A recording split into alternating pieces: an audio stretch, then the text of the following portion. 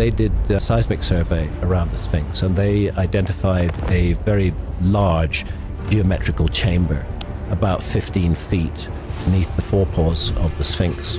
For more than 4,500 years, the Great Sphinx of Giza has stood as the silent, enigmatic guardian of the ancient pyramids. The buildings and the artworks that the ancient Egyptians created had a magical function. Its true origins and purpose have baffled historians for centuries. It is a marvelous statue, and it's all made from one piece of limestone. But recently, a team of international archaeologists made a discovery beneath the Sphinx that threatens to rewrite everything we thought we knew about this ancient monument. The imagery of the Sphinx was obviously very powerful, and it appears in many other cultures. They did not uncover a hidden tomb, a treasure vault, or the fabled Hall of Records, as many had hoped. And there's a lot of mystery surrounding when was the Sphinx actually sculpted. Instead, they found something far darker, far more human, and far more disturbing. The monument that defied time. The Great Sphinx of Giza is one of the most extraordinary and puzzling monuments the world has ever known. It stands silently on the edge of the Giza Plateau, not far from the mighty pyramids, and has watched the desert shift around it for thousands of years. This massive statue was carved directly from the limestone bedrock of the plateau, which means it was not built from separate blocks, but shaped out of a single enormous piece of stone. It stretches about 73 meters from front to back, making it the largest single stone statue ever created by human hands. Its height reaches around 20 meters, about the same as a 6-story building. The Sphinx was given the body of a lion and the face of a human being. In ancient Egyptian culture, the lion represented strength, courage, and protection. There aren't many creatures in world history that have such a lasting legacy as the ancient Egyptian Sphinx. While the human face symbolized intelligence and divine power, many scholars believe the face was modeled after Pharaoh Khafre, a ruler of Egypt's 4th dynasty, whose pyramid stands nearby. During recent surveys of this ancient structure, researchers detected an unusual sealed space beneath the monument. The discovery was quietly noted at first, but the formation did not match natural cavities. It appeared shaped, deliberate, and intentionally hidden. Experts agreed that whatever was down there would eventually have to be opened. This alone should have alerted archaeologists to the fact that there's a problem. With this new finding in mind, the long history of the Sphinx becomes even more unsettling when we look at how completely the desert has tried to bury the monument over time. Over the centuries, the wind and sand of the desert slowly swallowed the Sphinx. By the 14th century BCE, more than 1,000 years after it was carved, most of the statue had disappeared beneath the sand. During this time, Pharaoh Thutmose IV took a special interest in the half-buried monument.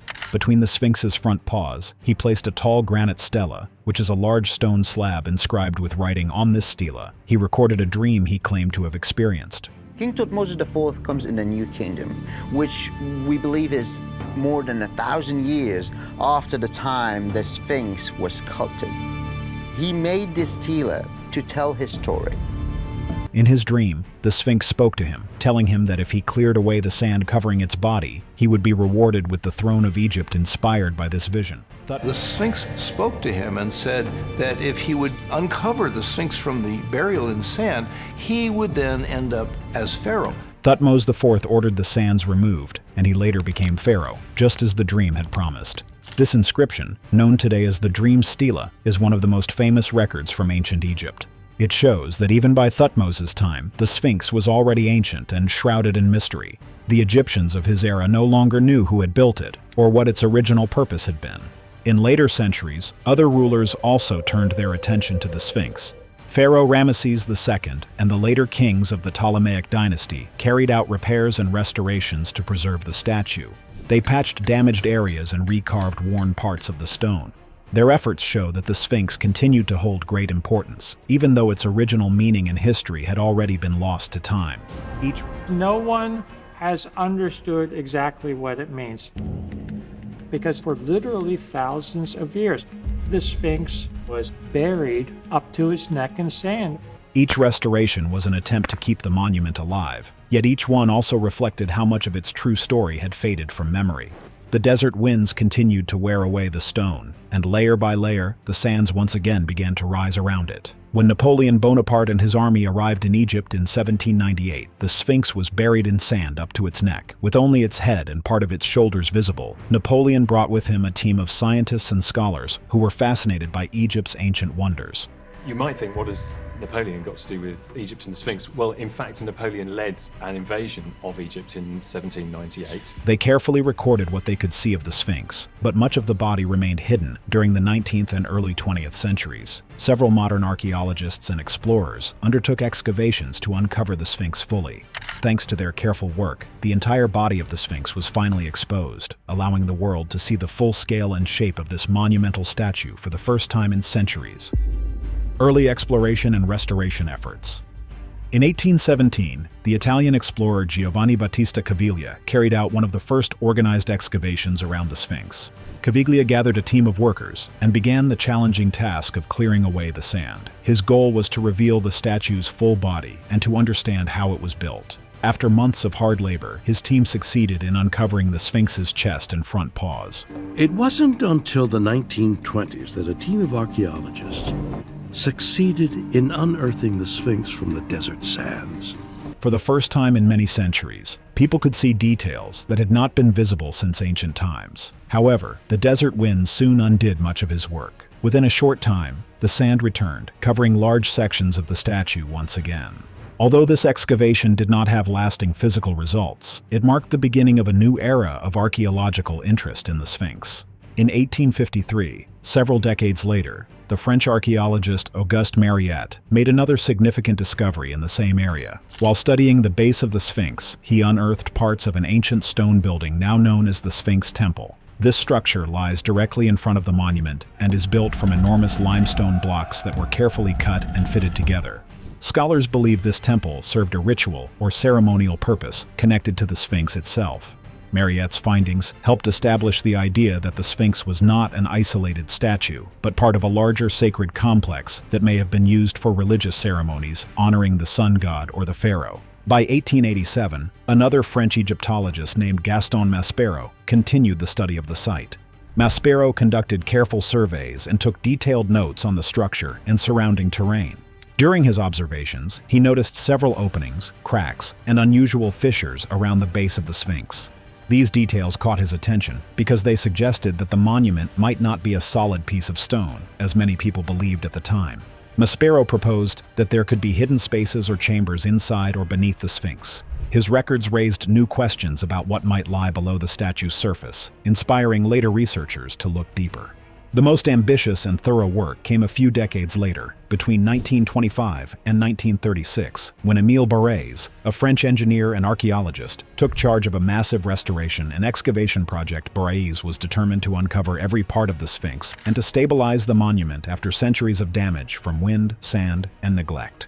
His team spent years removing vast amounts of sand that had accumulated around the statue. As they worked, they uncovered evidence showing that the Sphinx had been repaired and restored many times throughout ancient Egyptian history. Some of the stone blocks used for these ancient repairs were clearly much newer than the original carved limestone body, showing how earlier civilizations had tried to preserve the monument over thousands of years. Barrés's team also made some of the most intriguing discoveries ever recorded at the site.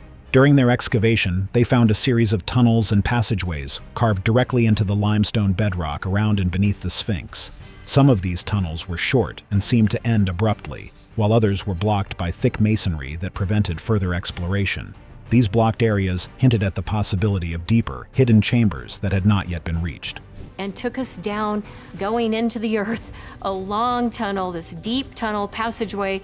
Barrès carefully documented everything he and his team found. He drew precise sketches and detailed maps, which were later stored in the archives of the Louvre Museum in Paris. His records became an invaluable source of information for later researchers. The discoveries made by Barrès and those who came before him showed that the Great Sphinx was far more complex than anyone had imagined. It was not a statue simply placed on the Giza plateau. Instead, it was carved directly from the natural bedrock, becoming a part of the landscape itself. Beneath and around it ran a network of hidden chambers, shafts, and blocked corridors. It wasn't until 2025 that archaeologists finally unlocked one of such hidden chambers, and what they discovered was more terrifying than we thought. And as scholars restored the Sphinx's visible form, new questions about its builders, its purpose, and what might lie hidden underneath began to stir heated debates. Origins, purpose, and the Great Debate. Most Egyptologists agree that the Great Sphinx was built around 2550 BCE during the reign of Pharaoh Khafre. This dating is based on several pieces of evidence. The Sphinx's causeway, a stone path leading to the pyramid complex, lines up with Khafre's pyramid. Archaeologists have also studied marks in the limestone quarries nearby, which appear to match construction techniques used during his reign. This combination of architectural alignment and quarry evidence forms the basis of what is generally accepted as the Sphinx's origin. However, even this widely accepted theory contains significant inconsistencies and unanswered questions. For example, the head of the Sphinx is much smaller in proportion to its massive body. Many researchers interpret this as a sign that the head may have been recarved from an earlier statue. This raises questions about what the original statue looked like and why it was altered. Tool marks on the limestone walls surrounding the Sphinx also show different styles and depths, which suggests that work was done at different times using varying techniques. These irregularities complicate the picture of its construction and suggest that the Sphinx's history may be more complex than the traditional narrative allows. In the 1990s, geologist Robert Schoch studied the erosion patterns on the Sphinx's body and made a controversial claim. In many ways, it was the mystery of the Sphinx that really broke everything open. It brought everything to the public attention. He observed deep vertical fissures and weathering that did not match the effects of wind and sand, which are the usual causes of erosion in the Giza desert. Instead, Schoch argued that these marks are consistent with prolonged and heavy rainfall. This type of rain has not occurred on the Giza plateau since approximately 7000 BCE. If Schoch's analysis is accurate, it would imply that the Sphinx is thousands of years older than the dynastic period of Egypt and could predate Khafre by several millennia. Egyptologists who disagree with Schoch have offered alternative explanations. They argue that salt crystallization, rising groundwater, and strong desert winds could produce similar erosion patterns over long periods. Despite these counterarguments, the debate over the Sphinx's true age has continued for decades. The statue has become more than just an ancient monument. It has turned into a symbolic battleground. On one side is the established academic view, grounded in historical and archaeological methods. On the other side are alternative theories that challenge conventional timelines, suggesting that Egypt's ancient history may be far older and more complex than previously understood. And as this debate raged within academia, a different kind of effort to protect the Great Sphinx began. And slowly and carefully, the Great Sphinx of Giza began to reveal more of its long-held secrets. Modern restoration and scientific survey work. I think you can argue that the Sphinx is the most recognizable statue anywhere in the world. By the 1970s and 1980s, Egypt's Antiquities Organization began a program of full-scale conservation to protect the Sphinx from centuries of weathering and human impact. The work included removing harmful salts from the limestone, replacing stones that had crumbled or deteriorated, and using concrete and other materials to stabilize weak sections of the statue. During these operations, engineers and archaeologists noticed something unusual. Certain parts of the Sphinx, particularly near the paws and the base, contained voids or hollow spaces that could not be explained by natural erosion. These gaps suggested that there might be cavities or chambers hidden beneath the surface of the monument. In 1979, French architect and Egyptologist Jean-Philippe Lauer recorded his observations in his field notes. He wrote, "Under the North Paw, there seems a cavity, nature or man-made. I cannot say." Lauer's careful documentation hinted at the possibility that parts of the Sphinx contained man-made spaces, but at the time, there was no safe or practical way to explore them fully. Between 1991 and 1993, more systematic investigations were conducted.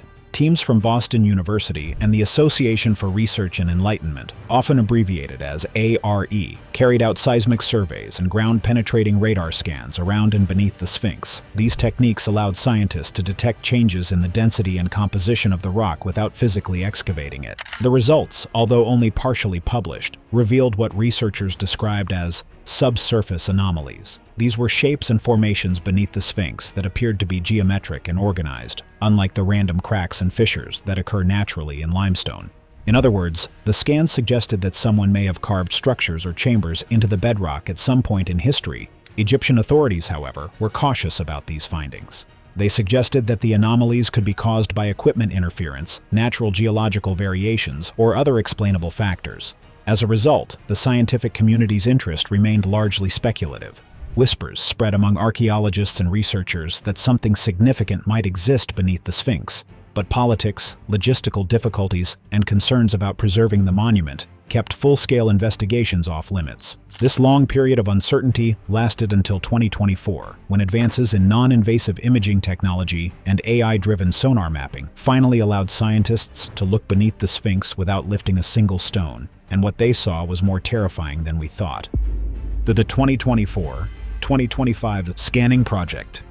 In late 2024, a multinational team of scientists and archaeologists launched a coordinated effort to study the Sphinx in unprecedented detail. The project was named Project Hor-em-Ak, after the Sphinx's ancient title, which translates to Horus of the Horizon. The team used hybrid muon tomography, a particle-based imaging technique previously applied to scan pyramids, which can detect differences in density deep within stone.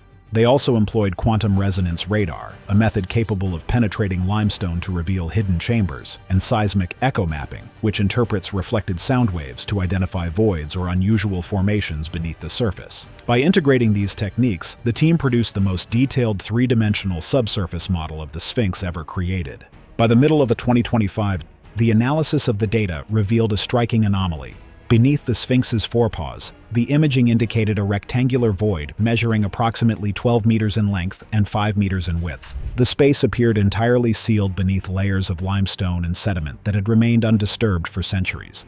The chamber was perfectly aligned with the central axis of the statue, suggesting that it had been deliberately designed rather than resulting from natural fractures or accidental excavation. Its dimensions and orientation implied careful planning, and its existence raised questions that no previous study had hinted at.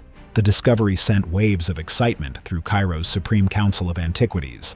The significance of the finding prompted authorities to expedite permissions for further investigation. To avoid damaging the Sphinx, the team decided to insert a small robotic probe. A borehole measuring only 12 millimeters in diameter was drilled through a repair block added during the 19th century restoration. This approach allowed the probe to enter the hidden chamber without disturbing the statue's surface or structural integrity. The probe descended into darkness, and in minutes, transmitted images that stunned the world's most seasoned archaeologists. The sealed chamber, the shocking discovery. When the robotic probe finally squeezed through the tiny borehole beneath the massive forepaw of the Great Sphinx, it entered a chamber that no human had set eyes upon for thousands of years. The air inside was still and heavy, carrying centuries of dust and silence. The probe's camera began transmitting images in real time, and at first, only tiny particles floated lazily in the light, suspended as if time itself had paused within this hidden space. Gradually, the illumination revealed walls that were clearly built by human hands. The limestone blocks were cut with meticulous precision and fitted together with remarkable care. Every surface was polished until it gleamed faintly, and every joint appeared deliberate, leaving no doubt that this was a carefully constructed chamber rather than a natural cavity or underground fissure. The walls were devoid of the familiar Egyptian hieroglyphs that chronicled the lives of kings or honored the gods. Instead, faint ochre symbols adorned the surfaces. These markings were crude and angular, primitive even, but every stroke had been placed with intent. Along one side wall, a narrow trench sloped gradually toward a central pit. Laser scans of the floor revealed it was slightly concave, with tiny grooves radiating outward like channels, whose original purpose was mysterious. Experts debated whether they were intended for ritual purposes or for drainage, but no conventional explanation seemed to fit. The chamber held even darker and more disturbing signs. The lower walls were marred with dark stains. Chemical analysis revealed traces of iron oxides mixed with organic material. Dust taken from narrow cracks between blocks contained fragments of human hemoglobin, copper corrosion, and animal collagen. In modern forensic terms, these were unmistakable traces of prolonged human confinement. The evidence suggested that people had spent time in this space under conditions that were cruel and possibly fatal.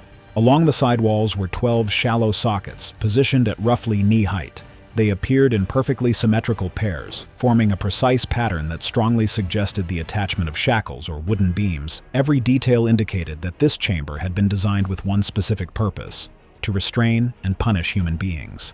At the far end of the room, partially buried under centuries of silt and debris, the probe detected the remnants of a collapsed tunnel sealed with fused limestone. Fragments recovered from this area bore markings that were older than any known Egyptian writing. When experts translated these protoglyphs, they read, "They defied the gods and were bound below." The chilling message left no doubt in the minds of the team that this chamber had been used to confine individuals as a form of punishment for transgressions against divine authority or the pharaoh himself. Radiocarbon dating of organic fibers trapped between the blocks revealed another astonishing fact. The material dated back to approximately 3700 BCE, centuries before the First Dynasty, long before the construction of the pyramids at Giza, and far before the reign of Pharaoh Khafre, who is traditionally credited with commissioning the Sphinx. This meant that the monument had been built over a site of human suffering far earlier than historians had imagined. The small team of experts was overwhelmed by a mix of shock, fear, and awe. The implications of their discovery were staggering. Everything in the evidence pointed to a grim truth. The Great Sphinx, with its massive lion's body and imposing human head, had been deliberately constructed over a chamber designed for confinement and punishment. The lion's body symbolized the overwhelming power and authority of the pharaoh. The human head was the watchful gaze of the ruler himself, and the underground chamber served as a terrifying warning. Anyone who dared to defy the pharaoh or blaspheme against the gods he represented would face imprisonment and suffering beneath the very monument that symbolized his might. In other words, the Sphinx had not been built solely as a guardian of kings or a symbol of divine protection. It had also served as a monumental prison and torture chamber. Its enormous and intimidating presence was meant to strike fear into anyone who might dare challenge royal or divine authority. And when the reality of what had been found began to sink in, fear replaced awe. Because the implications were explosive, and the world was not supposed to know about this shocking discovery. Suppression, leaks, and the battle for truth. In the weeks that followed the probe's descent, all footage and data were quietly archived. Public statements described the findings as nothing more than minor geological cavities, and access to the borehole was permanently sealed using epoxy and limestone plugs. Researchers who had handled the raw data were instructed to return all hard drives and sign updated non-disclosure agreements. The official reason given was the preservation of structural stability, presented as a routine measure to protect the monument. Privately, however, the motivations ran far deeper. To acknowledge that the Sphinx, Egypt's most iconic national symbol, concealed a prehistoric chamber used for confinement or punishment, would provoke political, religious, and academic upheaval. Such a revelation could damage tourism, undermine the carefully cultivated narrative of Egypt as the cradle of civilization, and challenge long-held assumptions about the origins of organized authority, ritual, and social control. Despite these efforts at secrecy, complete silence proved impossible. A small number of internal documents and digital stills leaked through encrypted channels. Blurred images briefly circulated on fringe history forums before being removed. A translated excerpt of the internal report appeared in a European archaeological newsletter, confirming traces of organic residues and non-dynastic glyphs. Each leak reignited heated discussion. Some scholars dismissed the materials as fabrications or hoaxes, while others, speaking only in private, admitted that the data appeared genuine and scientifically verifiable. Within Egypt, curators and antiquities officials reportedly argued over how much information to disclose. The more conservative voices insisted that the past must serve social unity, not provoke division or scandal. Others argued that the evidence, however disturbing, should be acknowledged and studied openly. Abroad, academics began whispering at conferences about pre-dynastic penal architecture, referring to the chamber and its implications without specifying its location. Anonymous papers and speculative articles circulated, suggesting that the foundations of early Egyptian authority may have been far darker than previously imagined. The discovery now places the world at a crossroads. Accepting the chamber's purpose would mean that civilization's first great monument to divine kingship was constructed above a place of human suffering. It suggests that the roots of political power, religious authority, and monumental art may have been intimately connected to control, punishment, and fear. Humanity is forced to reconsider whether the earliest symbol of state and divinity celebrated life and order, or whether it also memorialized victims whose existence was deliberately hidden from history.